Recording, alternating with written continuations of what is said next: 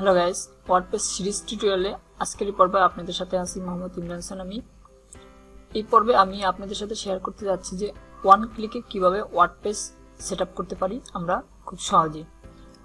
One click কথাটা বলার সাথে একটু আগে আপনাদের ক্লিয়ার করি, সেটা হচ্ছে যে যখন আপনি ডোমেইন হোস্টিং পারচেজ করবেন তখন আপনার কাছে যেই একটা cPanel থাকবে বা একটা হোস্টিং কোম্পানির যে অ্যাক্সেস প্যানেলটা দেওয়া হবে, সেই প্যানেল থেকে আপনি ওয়ান ক্লিকে আপনার ওয়ার্ডপ্রেসটাকে ক্লিক করতে পারবেন। আমরা যেটা লোকাল হোস্ট এন্ড লাইভ সার্ভারে ম্যানুয়ালি দেখেছি, সো সেটা আমরা অটোমেটিক এখান থেকে সেট আপ করতে পারবো এই হোস্টিং প্যানেল থেকে। আপনি আমার সামনে এই হোস্টিং প্যানেলটা দেখতে পাচ্ছেন। সো এটার ইন্টারফেসটার সাথে একটু পরিচিত আমরা আগে হয়ে নিই।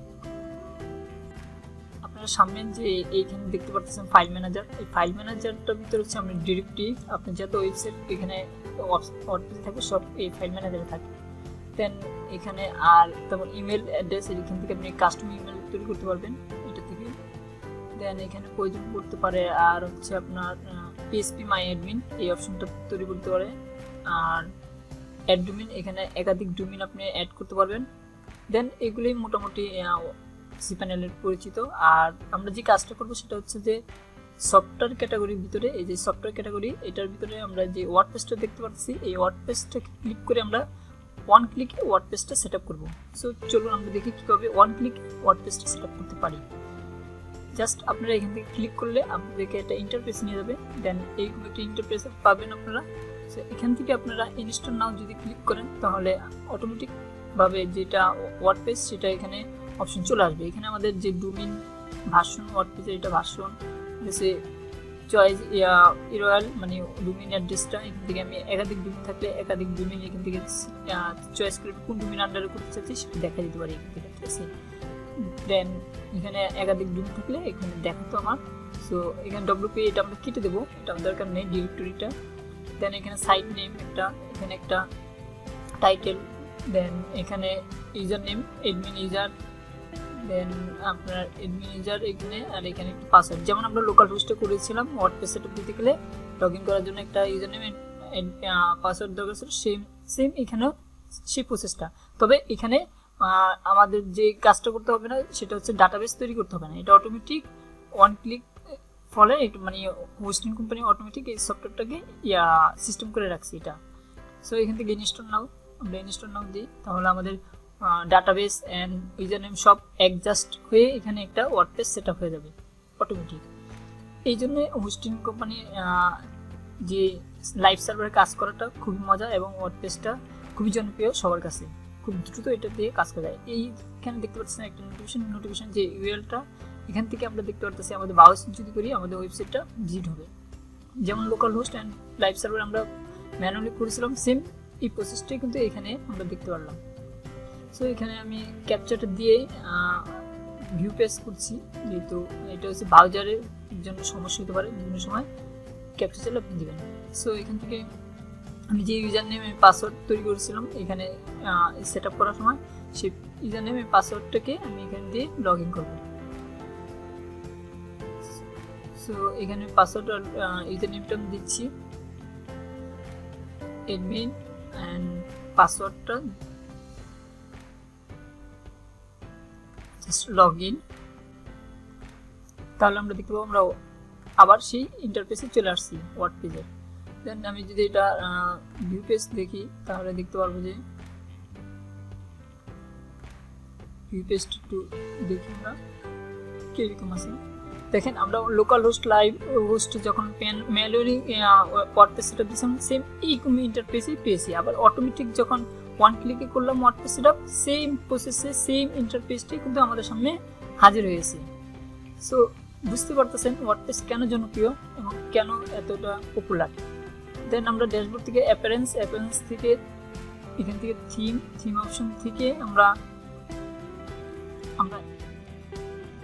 অ্যাড নিউ থেকে আমরা একটা থিম আপলোড করব।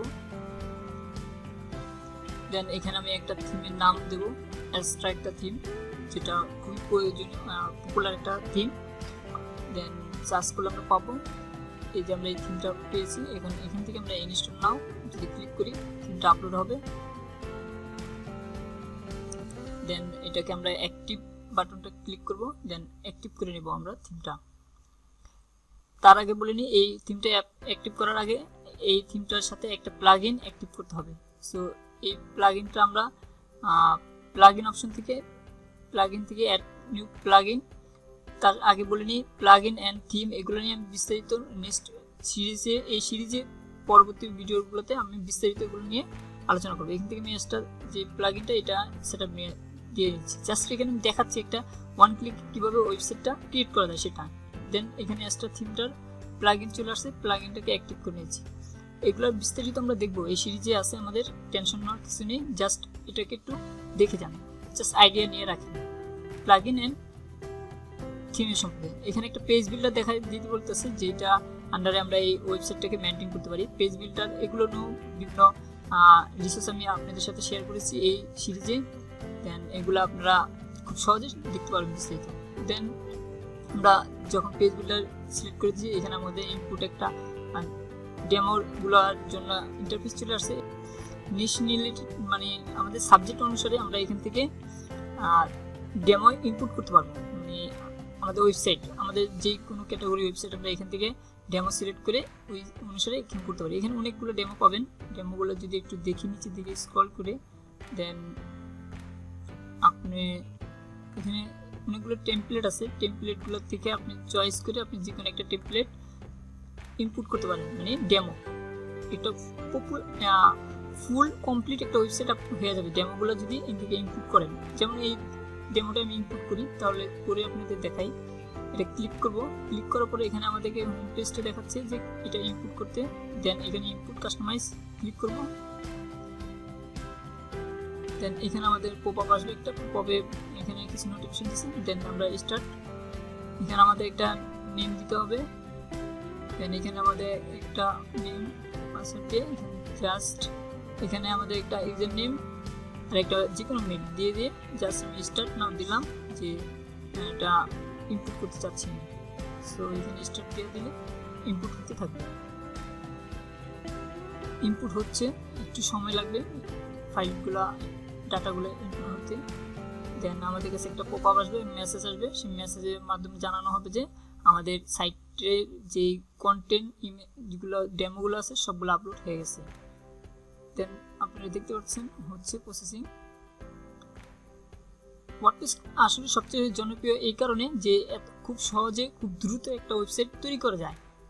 দেন এখানে পপআপ আমাদেরকে দেখাচ্ছে যে ইনপুট সাকসেসফুল। দেন আমরা যদি এখন সাইটটাকে ভিউ করি, আগে যে সাইটটা ছিল সেই সাইটটা এখন আর থাকবে না, এখন ইন্টারফেসটা খুবই চেঞ্জ হয়ে যাবে।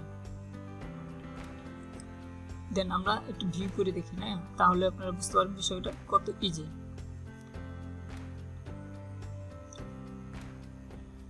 দেখেন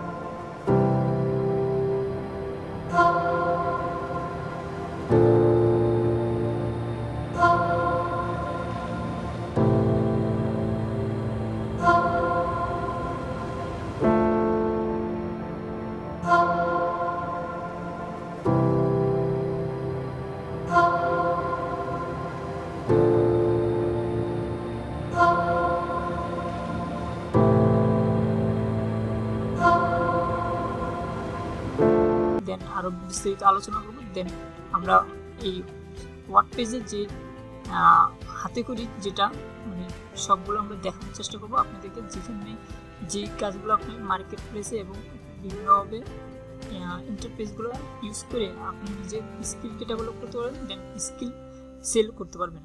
আশা করি সেই পর্যন্ত আপনারা আমাকে সাপোর্ট দিবেন এবং সাথে থাকবেন।